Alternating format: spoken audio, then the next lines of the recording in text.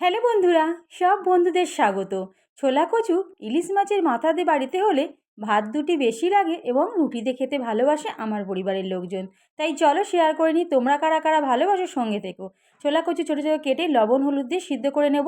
এদিকে ইলিশ মাছের মাথাও ভেজে নেব। ওই তেলেতেই কালো জিরে, তেজপাতা, শুকনো লঙ্কা ফোড়ন দেবো, পেঁয়াজ কুচনো দেবো, তারপরে আদা রসুন কাঁচা লঙ্কা বেশি করে বাটা দেবো। দিয়ে কষিয়ে নেওয়ার পর লবণ হলুদ আর একটু দেবো মশলা, সবজি মশলা দিয়ে ভালো করে কষিয়ে নেওয়ার পর দেবো কচুগুলো। কচুটা আগে থেকে সিদ্ধ করে জল ঝরিয়ে নিয়েছি। কচুটা দেওয়ার পর বেশ কিছুক্ষণ ধরে রান্না করব আর একদম শুকনো শুকনো হয়ে আসবে। তারপরে ইলিশ মাছের মাথাটা দিয়ে আরও বেশ কিছুক্ষণ ধরে রান্না করব।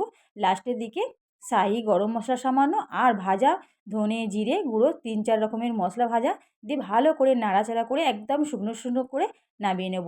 এই রকম ছোলা কচু ইলিশ মাছের মাথা দিয়ে সবার ভালো লাগবে জানি। যদি তোমাদের ভালো লাগে তোমরা কিন্তু লাইক করে দিও আর নতুন নতুন বন্ধুরা আমার সঙ্গে থেকে সাপোর্ট করো। টাটা।